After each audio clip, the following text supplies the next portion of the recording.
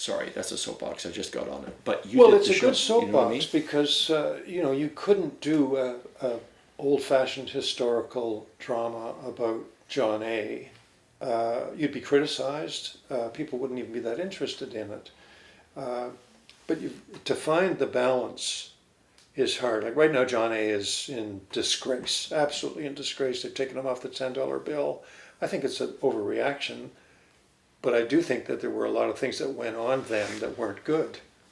Right. And they're really, John A. warts and all that. That's what I kept saying all the time with this project. We're going to show his warts and all, warts and all. And one of my kids came to me, 30-year-old kids, actors, and they said, you know what? We think that we think that he was a bad man. He did bad things. And I said, well, yeah, he probably did.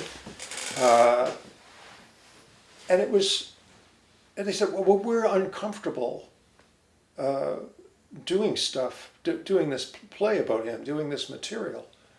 And I said, well, get them to hang him in effigy or something like that. Tell whatever story you want to tell. That's what we do. But that was the first sign that I had that there was, there were forces out there that wanted to completely destroy John A.'s reputation. And it was a lot of hostility. Like I would start to run into hostility from university professors and cultural studies people about how dare you be doing this kind of stuff. And I said, well, why don't we look at it from both sides? And they eventually did. They did turn the show into the trial of John A., and they really brought stuff out.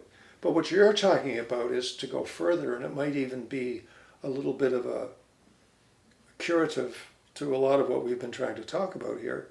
Because if you had fair-minded, talented people trying to tell the story of John A. and Poundmaker and Louis Riel and Scottish settlements and starvation of indigenous people on the prairies, and you tried to tell that story, it's the stuff of drama. I mean, to have somebody that you can just say, what a great guy, our great and glorious George Washington.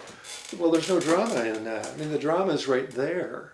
And it's what people, I think, are crying out for. But you don't have to kill off John A. Macdonald to do it. Yeah. Because clearly he had some great accomplishments. And clearly there were some bad things that happened to Indigenous people as a result of the Scottish invasion and the need to find more farmland for Scots is basically where all of that stuff came from. But to have an Indigenous producer and to tell that balanced story would be to take us right into where we are right now in the revisioning of history. What do you call it when you revisionist history? To reimagine it, to rebirth it. I feel we've been lived a half life. The country's lived a half life. It lived no life when we were colonized by whatever, and then we lived a half life because we thought we were actually a British part of the British Empire, and we had all these values, and we were going to be white and British, and we perpetuated all that. To suddenly to go back and say no, to take the First Nations thing, it's the circle, and everyone's now in the circle, and First Nations is a large part of that circle. To actually reimagine or rebirth the story of this country in that perspective, I think it would be euphoric. It would be historic, it would be euphoric, and I think for me it would launch this whole adventure in the north part of North America in a whole new direction that I don't see any other country in the world that's ever done it. And we have an opportunity in front of us. So it's like the dream in the 60s to have Canadian theatre, to not be doing the Harold Pinters and the Noel Cowards and the Stratfords, to do our stories. That dream has now gotten even bigger, and even bigger ambition to tell this large story of the new way to create nationhood. And I think we have that opportunity, but I don't know if we'll do it or not.